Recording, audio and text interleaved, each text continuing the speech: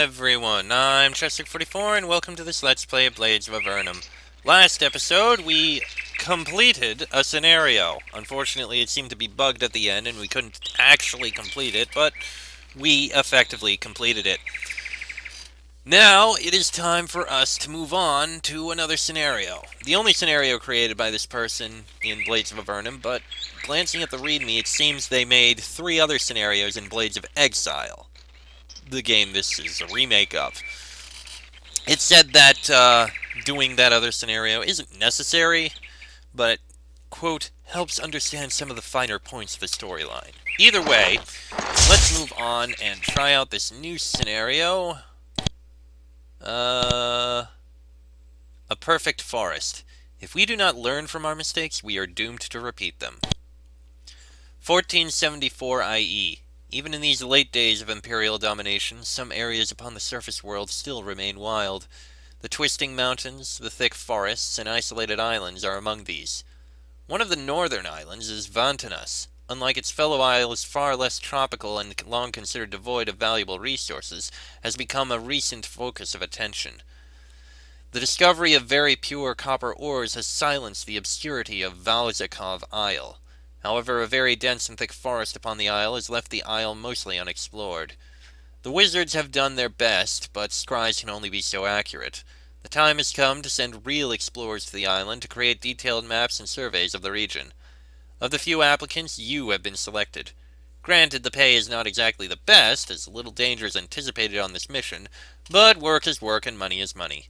You've been given a ride by one of the Empire's many fleet ships patrolling the seas on the constant lookout for raiding pirates. Your mission is to survey the island as best you can in the next 3 months. Surveying the coast was simple. The training you received from the Imperial cartographers was put to simple use. However, as you move your attention to the thick forests inland, things become more difficult. You venture for days in the forest, trying to map out as much as possible, taking note of any interesting objects and ore deposits. Using the surveying tools, you manage to find one area with a decent concentration of silver. Then one night, a storm hit. You ran for cover, but some of your valuable maps were carried away by furious gusts of wind. When the calm returned, you realized that you were lost. However, you are not foolish.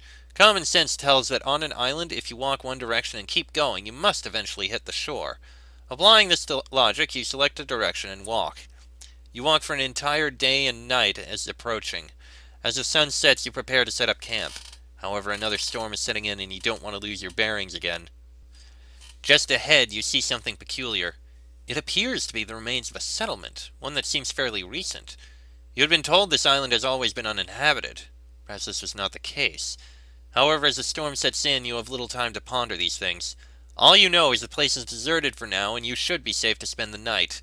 The morning will allow more time to look around and explore. You find a fairly stable hut and set up camp inside. As the storm approaches, rain pours down and fierce winds blow. Fortunately, this time you are shielded by the crude mud walls of this forlorn hut. Despite the roars of wind and thunder, exhaustion from the earlier trek finally takes over, and you all fall into an undisturbed sleep. You awaken early the next morning to the sounds of silence just before the sun is about to emerge. You should explore this ruin before heading further. That is, of course, the intent.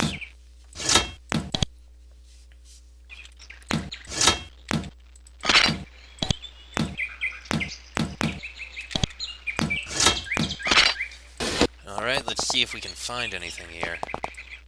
You leave the hut in the morning and look around. The ruined huts are still quite empty and utterly silent. No sign of any intelligent life, just the chirping of birds and the sounds of wildlife. These huts do not look too old, perhaps a few years at most.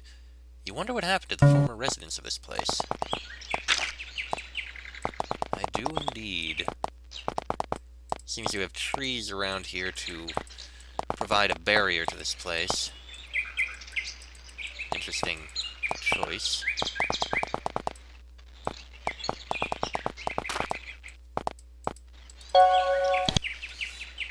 Regular leather armor. Ooh, that's actually useful. Robe.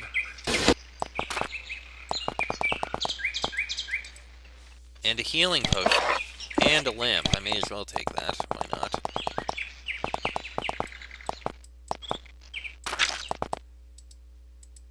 What's this? a green tunic, and a crude bow.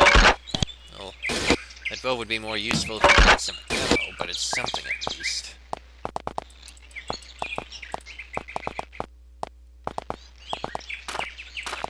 Sandals, we don't need those. There's a building here. That's very curious. Some healing herbs. Okay. Spiritual herbs. Nothing in the dresser, but we do have a cloak here. And it's the best kind of cloak. Doesn't appear to be much else in these huts. Some mushrooms here. I guess I'll grab them. Why not? Darn phone decided to ring. Anyway. Moving on here. Let's see what's in this building here. You find a ruined temple of sorts. The structure is quite crude, but definitely more advanced than the shattered huts. However, it is still primitive and unimpressive. You look around and see dried blood and other signs of a struggle. You're willing to bet the mystery of the village had something to do with this past struggle. Here's another cloak. That'll go for chic. Feel like... Seems you have solved one part of this mystery. Behind this temple is a hidden area where the now skeletal bodies of many humanoids have been recklessly thrown.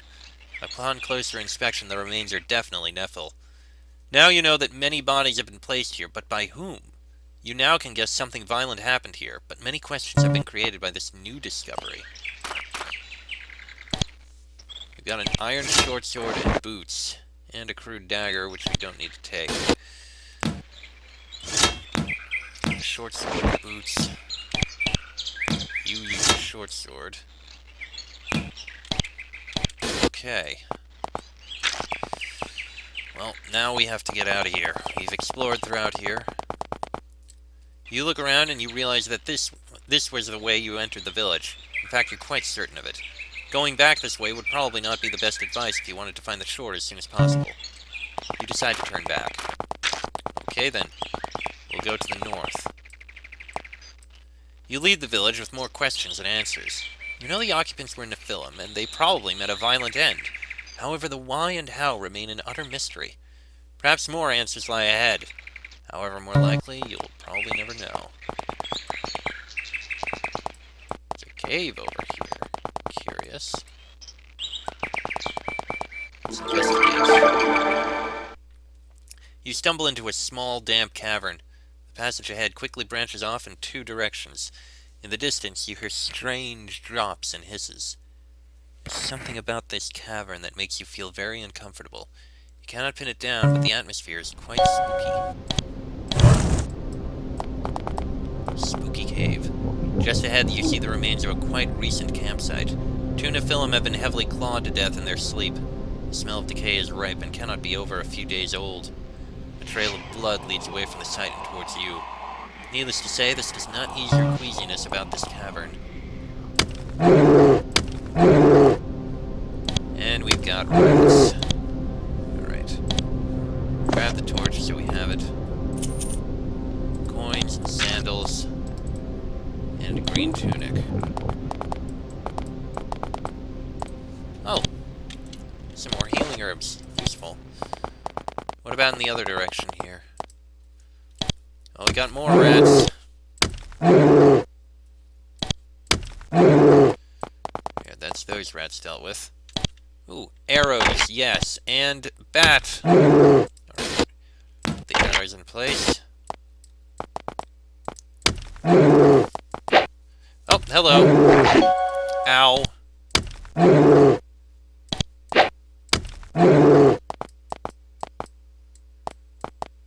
A chilly breeze comes from this passage. You swear that in the wind you hear a whisper saying, "Stay back."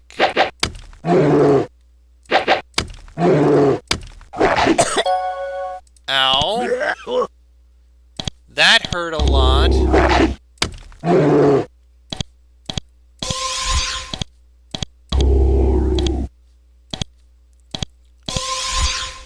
That was painful. Alright, let's go on. Anyway, oh dear! 3 shades materialize out of the cool air. These creatures are likely responsible for haunting this cavern. They clearly don't want you to leave, either.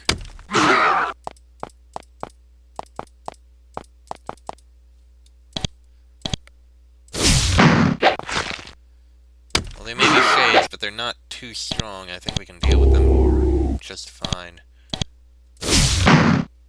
You slay the last of the 3 shades haunting this cavern. The spooky atmosphere has been lifted like a heavy weight from this place.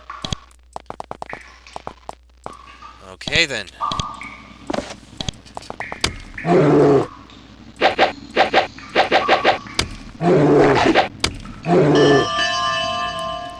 Kill all the bats here. Please kill them. Thank you. Jeez. Okay, suddenly a lava bat. Wait. Wait.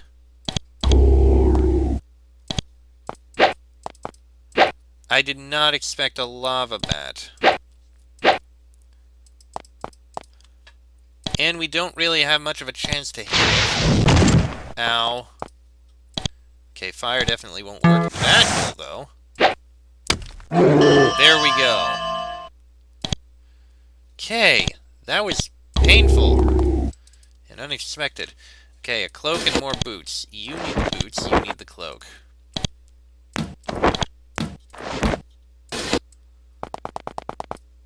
There's a horn down here for some reason. That's a dead end. Ooh, a whole bunch of stuff here. An unshackling crystal, iron arrows, or leather armor. But wow, that's quite a haul. And here we have a body. Red tunic, torch, skull beast scroll. I feel like there may be more over here. You manage to find a concealed passage in the rocks. You look beyond and you see some ruins of a floor pattern you've never seen before. Unfortunately, the back wall is caved in, burying most of it. A spirit floats silently above a rune, making no move. Beside it is a shimmering crystal box. At least you think it's a box. The figure stares at you blankly and does nothing else. What if we speak to this spirit? A spirit floats above the rune, watching you silently. It makes no motion of any sort. It just watches and waits. What are you? It floats towards you and responds. I was what will never be again. I am countless centuries past, and I bring a warning. Warning? What warning do you bring? This island is cursed. Leave here, or become a prisoner for all eternity. Prisoner? What do you mean?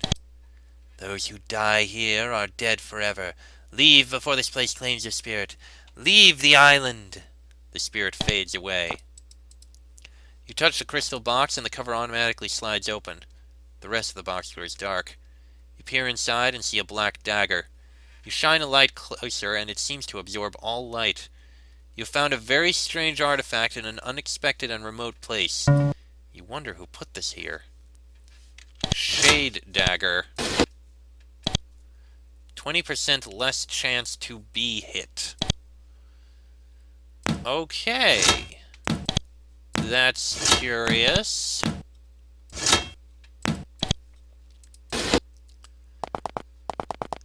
This island is very, very strange. But hey, we made it through there. Oh yeah, and we all leveled up. Why not improve ourselves a bit? Fox. Dexterity to 5. And defense improvement. Sheik. Dexterity to 5. And melee weapons improvement. Bonnie. Priest spells improvement. And pointed bows. And Draco hasn't leveled up. Okay. We made it through there. And I see something here. Alright, let's move forward. You encounter a small group of Nephilim guarding this passage. You may be closer to find out what happened to the village to the southwest. You approach to talk to them, and they look surprised to see outsiders. They've probably never seen humans in their lives, and they follow their primal instincts to treat fear with hostility. Sadly, you will not be able to question them. You prepare to defend yourself. 3 Nephils, an archer, and a warrior. Well, there goes one.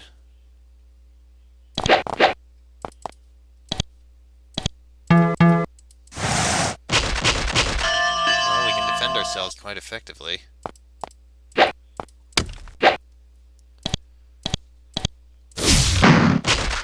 Alright, and we have 9 short swords and 2 pairs of boots. You had no choice but to hack up the poor ignorant guards.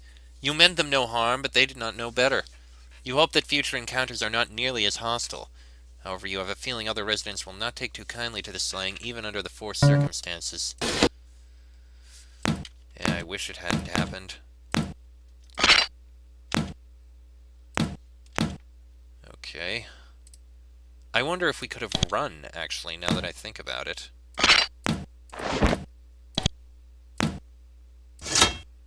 We could have tried it. We should have tried it. You emerge from the forest and find a small clearing with an outcropping to the north. Along the face of the outcropping rests a decently sized village. You were told this island was completely uninhabited. At least that is what the wizards who scryed it thought. You wonder how a village like this escaped being detected. Let's investigate, then. Upon entering the village, you are immediately surrounded by guards. At least this time the reaction is not openly hostile, but they are definitely not happy to see outsiders intruding upon their village. One of the guards speaks in a rough and raspy voice. "Outsiders! Our scouts have informed us that you slew our guards to the south. Surrender to us now and our leader will be merciful."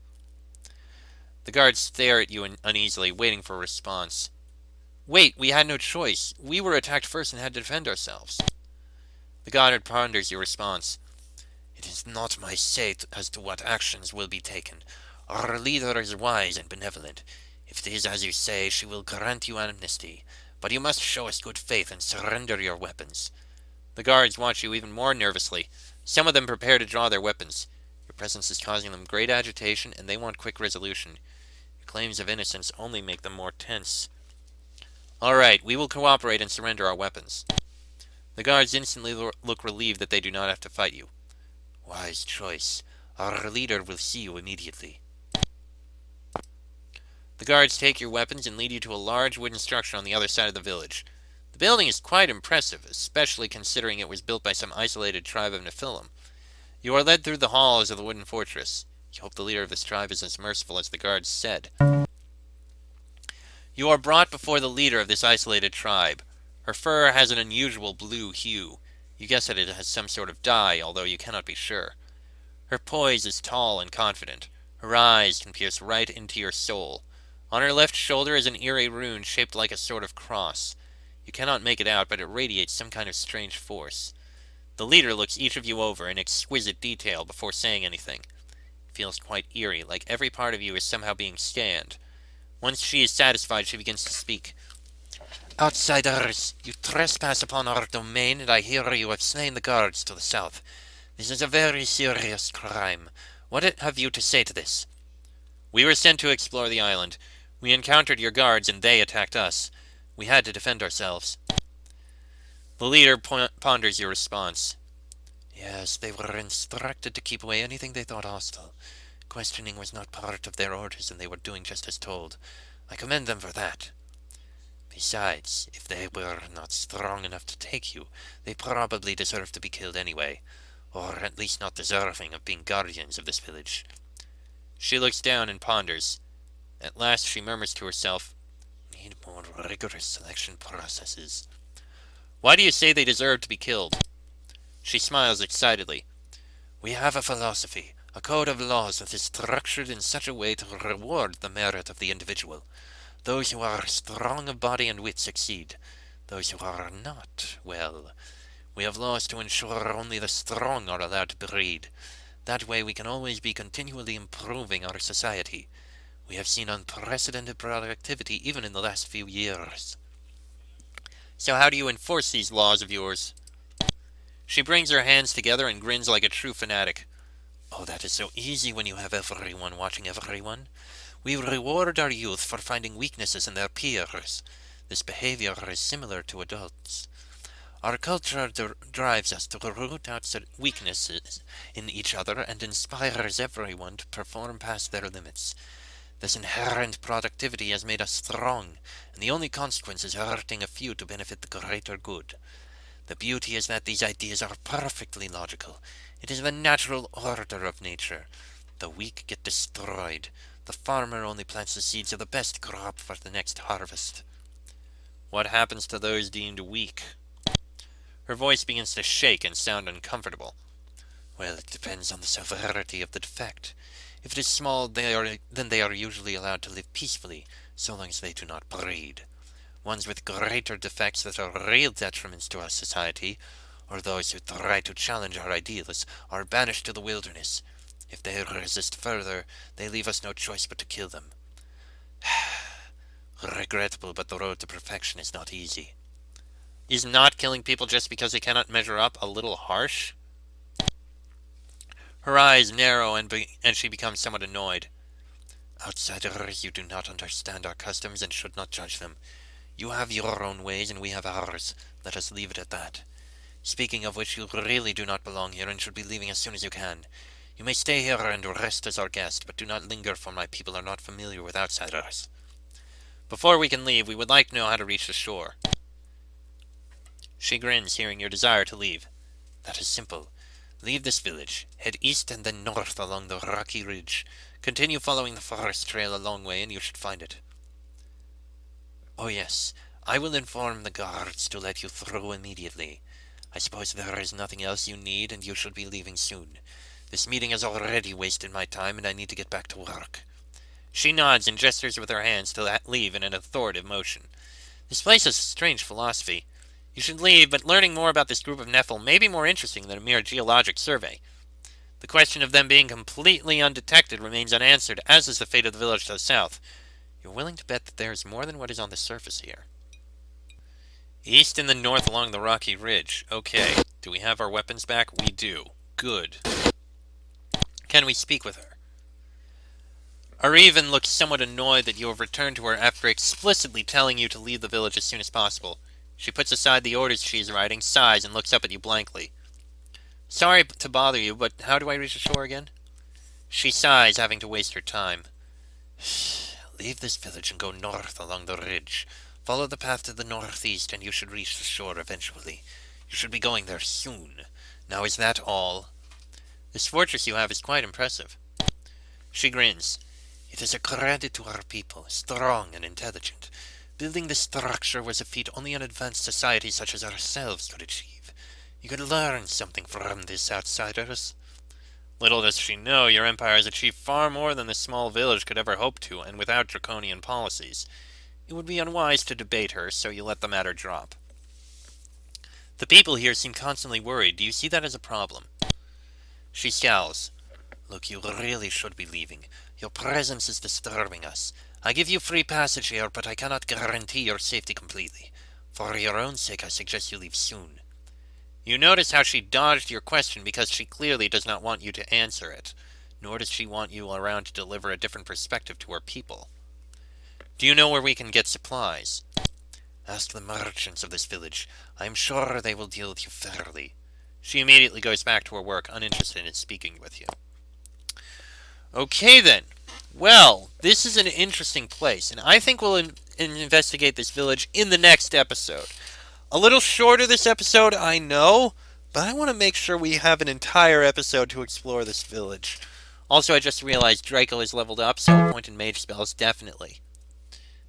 No, actually, making points in pole weapons. You're going to need that. Actually, point in pole weapons, point in dexterity. I think that works best. Alright, next episode we will explore around this place and see what's going on in here. That'll be in the next episode. So until then, I'm Chester44, that is Fox, Jake, Bonnie, and Draco. This has been a Blades of Avernum Let's Play, and I shall see you all next time.